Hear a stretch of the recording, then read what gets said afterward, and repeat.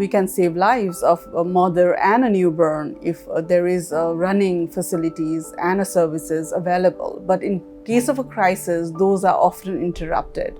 So this is where we need to ensure that there are services when there is a need. There are human resources, there are medicines, there are equipments that can cater to all these preventable deaths that can happen in the ground.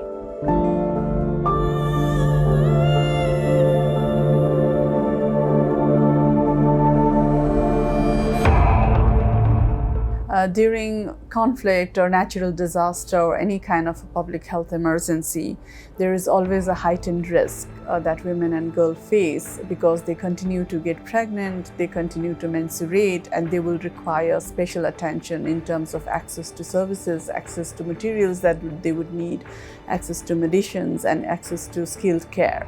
So whenever there is a disaster, often the system doesn't work. So there is a risk of interrupted services, especially life-saving services. Women would require to go deliver in the hospitals. If there is no health facility that is standing, if there is no medical equipment or the medicines that is required for life-saving interventions, then there is definitely going to have a health consequences for women and girls who would require that services in the ground. So in these kind of situations when it arises, I think particularly for the agency who work in humanitarian emergency has to be very much critically looked into the factor that sexual and reproductive health needs of women are addressed and it's not overlooked.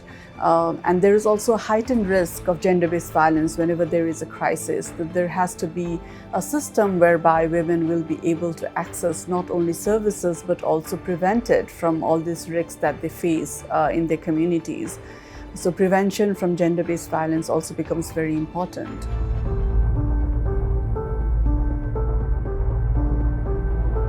So yes, one of the issue that we face during any emergency is maintaining health and hygiene, and especially girls and women who menstruate require good sanitation facilities, wash facilities, including the menstrual hygiene management that is required.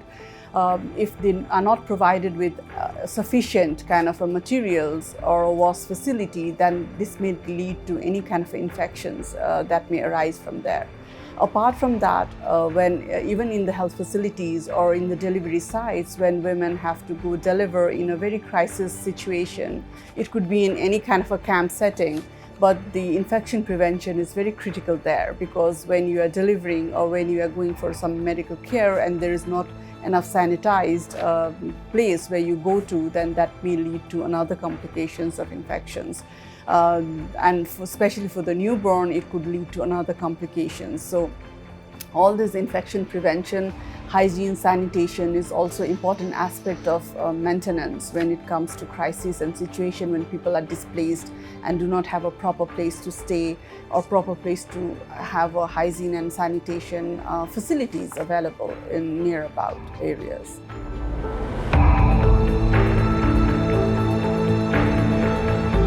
When pregnant in the crisis situation, the consequences can lead to, even if there is a prolonged complicated labor, then women may face obstetric fistula, which is a very long-standing health consequence for women, which is also regarded as a reproductive morbidity, which is a lifelong condition where women continue to leak urine.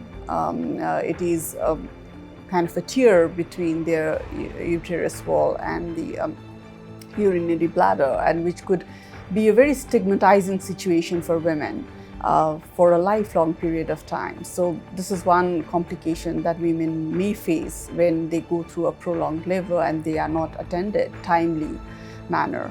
And the other severe consequences definitely is, even the preventable maternal death could not be prevented if there is no services available.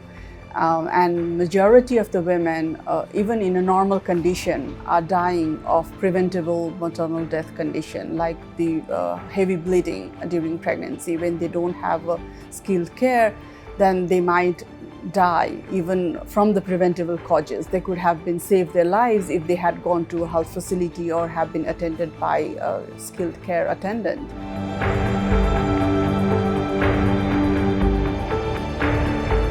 UNFPA, as part of our program, have the provision of distribution of dignity kit whenever there is a emergency that happens. And this dignity kit includes not only the hygiene and sanitation items of menstrual pads, but other information and materials that also helps women get information around how to prevent themselves from the risk of gender-based violence, what are the kind of services they can go and seek help on. So the referrals is also part of that program. It is embedded into our gender-based violence prevention, mitigation and response, but also that includes a provision of menstrual hygiene kit within that dignity kit. There are other elements there like the church lights, dresses, towels, etc. But menstrual hygiene kit is also one of the elements that is there, and I think this is very important that we take care of these very basic need, but very huge, very critical element of keeping dignity of our women and girls when there is crisis. Thank you for watching the full video. We have noticed that most of you haven't subscribed to our YouTube channel, so we encourage you to hit the bell icon and subscribe to our YouTube channel.